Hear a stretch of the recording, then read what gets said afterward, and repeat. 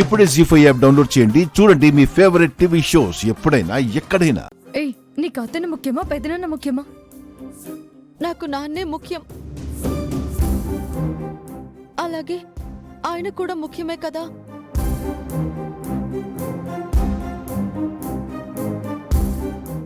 ఇక్కడ నాన్నని చూసుకోవడానికి మీరందరూ ఉన్నారు, ఆయన్ని చూసుకోవడానికి ఎవరూ లేరు. ఆద్య,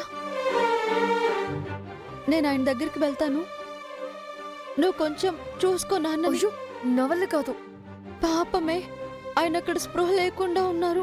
పెదనాన్న నన్ను అడిగితే ఏమని సమాధానం చెప్పాలి?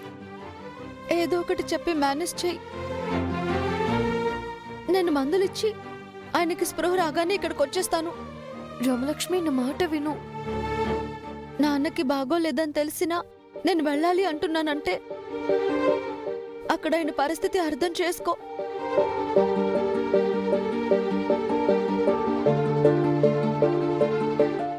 ఒక రకంగా నా వల్లే కదా సార్కి ఈ పరిస్థితి.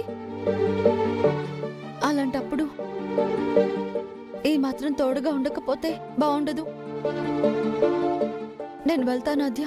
ఏయ్ రామలక్ష్మి, అయ్యో, నో డౌట్ పెదనాన్నతో నేను తిట్లు తినేదాకా నువ్వు ఊరుకు నిలవలేవు. నువ్వు అనవసరంగా భయపడ్డావు. చాలే ఊరుకోండి. ఏం లేకపోతే డాక్టర్ గారు 4 రోజులు కాలు కింద పెట్టకుండా చూసుకోమని ఎందుకు చెప్తారు? డాక్టర్లు అలాగే చెప్తుంటారులే జానకి.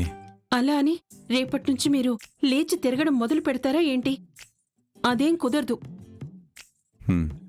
నేను తిరగాలి అనుకున్నా నువ్వు తిరగనివ్వవు కదా. ఏమ్మా రామలక్ష్మి, నేను చెప్పింది కరెక్టే కదా? అవును పెదనాన్న. రామలక్ష్మి ఇది ఇప్పటిదాకా మనతోనే ఉందండి, ఇంతలో ఎక్కడికి వెళ్ళింది?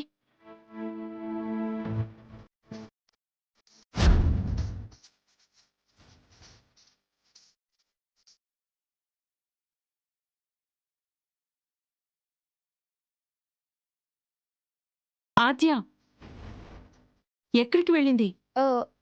అది ఇంటికి వెళ్ళింది.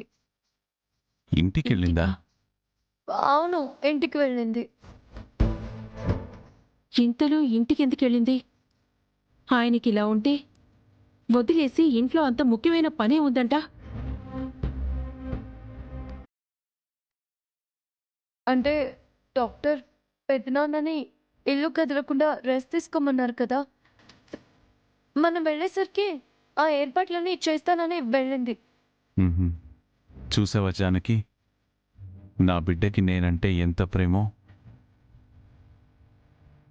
దెబ్బ తగిలింది అనగానే ఎలా వచ్చిందో, మనతో సమానంగా ఆసుపత్రికి వచ్చింది.